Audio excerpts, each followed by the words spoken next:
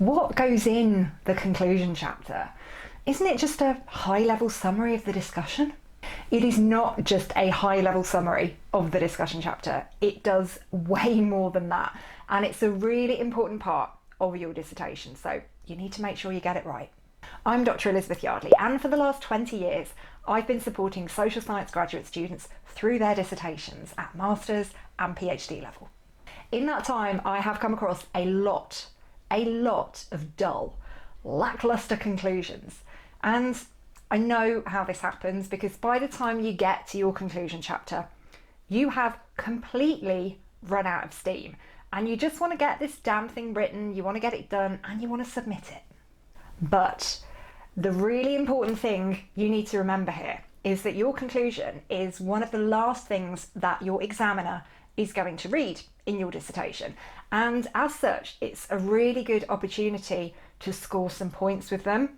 And this can be a really helpful thing for you if they're sitting on the fence about a particular element of your thesis, if they're not sure about something, they're not massively convinced about something that you've done in your dissertation.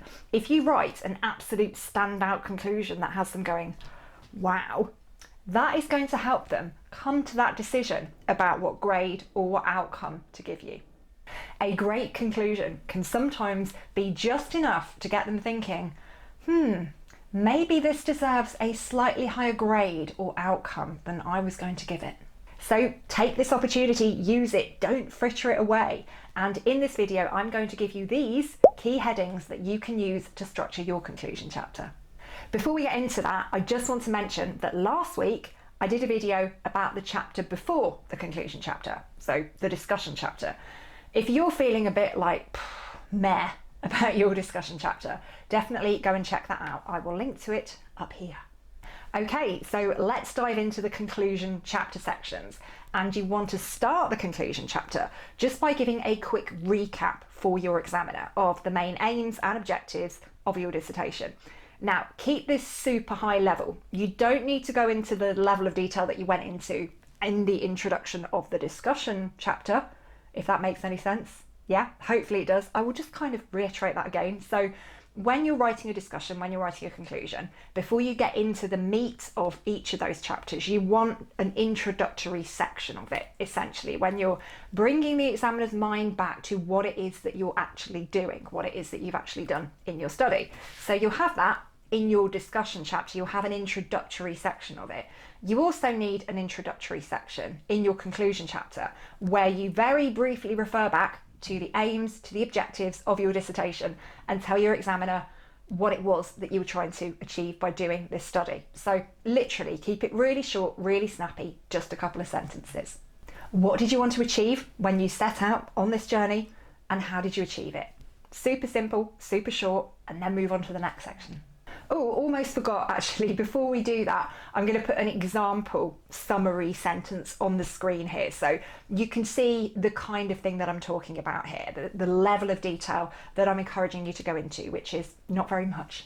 Next up, you need to write about the implications of your findings. And the reason that I'm stressing the word implications is because that's what you should be focusing on. Rather than regurgitating your findings, again, focus on what they mean. So by this stage in your dissertation, oh, creaky chair again, your examiner knows what your findings are because you've written about them in the findings chapter, you've critically considered them in your discussion chapter. They don't need to hear them again. What they need to hear in the conclusion is what those findings mean, like what are the implications of them. It's the so what question, essentially. You are focusing on what they mean rather than what they are. And in usual Liz style, I have some questions that are going to be helpful for you here, so let's take a look at them. Do the findings suggest that a particular theory or approach is useful? Do they imply that current understandings are not accurate? Do they point to something that needs to change? Do they highlight that a particular policy or a particular process is effective or ineffective? Do they suggest that a particular group or population needs something a bit different from what's available now? This is all going to depend on what it was that you were looking at in your research, but The main point that I'm trying to make here is that this shouldn't be just simply another rehash of your findings. It should be about what follows on from your findings.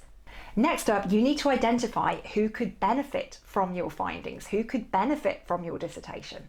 And again, here are some questions to help you. Why, how, and where might the things that you've discovered be applied? Could they be useful for particular organisations, groups, or individuals? What difference could they make to these people or these entities? The way they think about something, the way they do something, the way they plan something.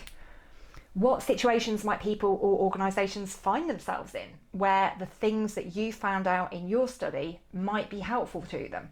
Lastly, you need to outline the potential impact of future research. Now, if you've watched the video before this one, you might be thinking, but didn't I do that in the discussion chapter? Aren't you asking me to repeat myself here? No, I am not. What I'm asking you to do is talk about future research in a different way. If you've done a really thorough job in your discussion chapter talking about future research, you would have been talking about what future research would be, what it would look like, what it would consist of.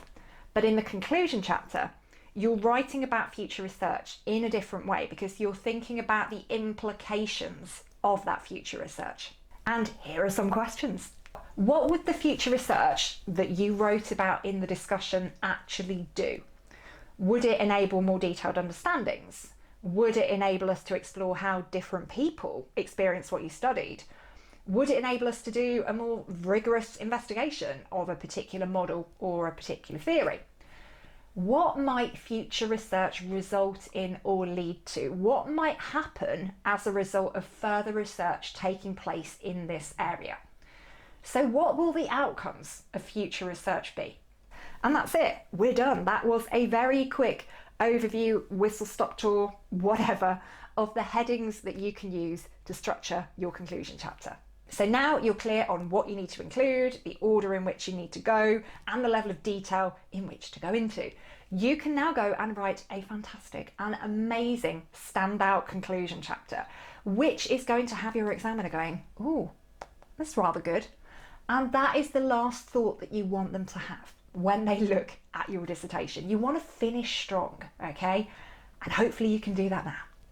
I'll be back next week with more tips on supercharging your dissertation, so I will see you then.